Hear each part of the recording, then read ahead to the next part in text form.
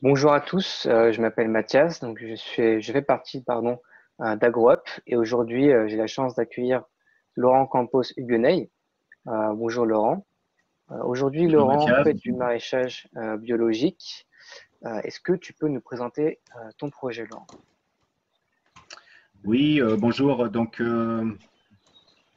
Je suis installé là dans les Combrailles là depuis 4 ans là sur un projet en maraîchage biologique. Pour être plus précis, je dirais qu'il est de type permaculturel, c'est-à-dire qui vise l'autonomie en termes d'intrants et qui vise aussi à être durable dans le temps. Euh, voilà, aujourd'hui, j'utilise comme intrant que du fumier et j'utilise aucun produit, même ceux qui sont agréés au cahier des charges bio, puisque mon projet, en fait, c'est de cultiver de manière complètement naturelle. D'accord. Comment tu vois ta structure évoluer à l'avenir? Donc, ma structure, en fait, je la vois évoluer pour qu'elle soit davantage résiliente par rapport au changement climatique qui arrive.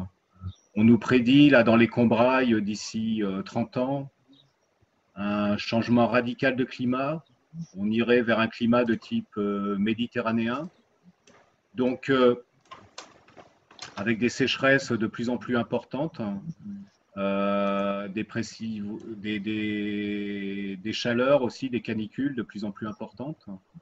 Donc, je souhaiterais faire évoluer mon projet vers quelque chose qui soit résilient par rapport à ce changement, toujours en visant l'autonomie et des cultures entièrement naturelles. Donc, j'envisage d'aller vers un projet de type agroforestier pour plusieurs raisons. Pour être autonome en fertilisation, je pense que la plantation de haies d'arbustes pourrait m'apporter la quantité de fertilisants organiques nécessaires pour mes légumes. L'autre avantage, c'est que ça me protégerait des vents très desséchants qui se sont installés là depuis les dernières années de manière très très récurrente. Et enfin, ça permettrait de rétablir, d'enrichir la biodiversité sur la parcelle, la biodiversité dont j'ai besoin en fait pour protéger mes cultures, puisque par exemple les coccinelles, si elles vivent de manière naturelle, elles vont venir éliminer les pucerons sur mes parcelles de légumes. Pareil pour les oiseaux qui vont trouver un niché dans les haies, etc. Donc voilà, ça présente un certain nombre d'avantages. Euh, je, Dans l'avenir aussi, je voudrais, toujours pour être plus résilient, diversifier mes productions et donc insérer dans mon projet agroforestier des fruitiers pour, pour apporter une diversification de production à mon projet. Voilà. D'accord. Merci pour cette vision à l'avenir. Est-ce que tu pourrais présenter la problématique que tu soumets aux étudiants dans le cadre dans le cadre de cet événement, pardon. Oui, alors bon, ce que je souhaiterais, c'est que les étudiants ils m'aident à imaginer ce projet et puis à le rendre réaliste et réalisable. Donc aujourd'hui, effectivement, il y a plein d'interrogations. Déjà sur le choix des essences les forestières, sur quel type d'essence il faut partir. Est-ce qu'il faut partir dès à présent sur des essences de type méditerranéenne ou est-ce qu'il pareil pour les fruitiers, est-ce qu'il faut partir sur des essences qui se font aujourd'hui de manière traditionnelle dans les Combrailles, c'est-à-dire la pomme, le poirier, la prune, ou est-ce que dès à présent, il faut partir, il faut anticiper en disant on va avoir d'ici quelques années des climats très secs et donc partir sur des fruitiers résistants comme le pêcher, comme la vigne, comme le figuier. Voilà, donc je voudrais que les étudiants puissent m'aider à imaginer ce projet, à le rendre réaliste aussi d'un point de vue économique. C'est-à-dire que je voudrais savoir combien d'arbres fruitiers il faudrait que je plante au minimum pour assurer une certaine rentabilité.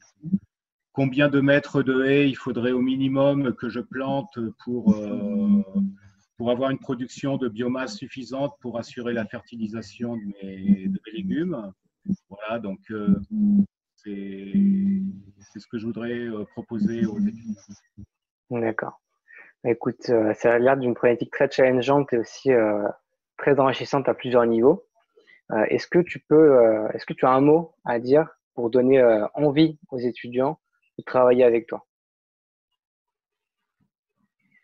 Alors, en un mot, je dirais que là, il y a une page blanche qui s'ouvre à nous.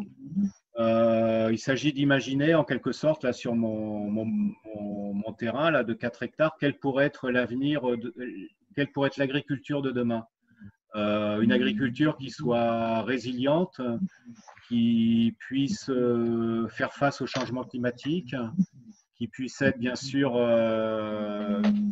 respectueuse de l'environnement, non polluante, qui puisse être autonome, c'est-à-dire vivre, fonctionner en autonomie comme un agrosystème en équilibre. Voilà, donc aujourd'hui, il y a tout imaginé parce que c'est nouveau et donc c'est quelque chose qui est créatif et je pense que voilà, ça peut. Il y a plein de possibilités qui sont ouvertes. D'accord, merci. Alors, si vous pouvez travailler sur une thématique d'agroécologie, répondre à un problème d'agriculture de demain et aux enjeux qui nous attendent, bah, écoutez, c'est le projet agroécologie en Combrailles sur lequel vous devez vous rendre. Nous, on vous attend toujours le 2 juin. On vous espère nombreux. Merci beaucoup, Laurent, pour ton temps. Et en tout cas, on te souhaite bon courage pour la suite des événements, notamment pour les 5 semaines du hackathon. Merci, Laurent. Merci pour votre soutien et puis à bientôt donc. À bientôt.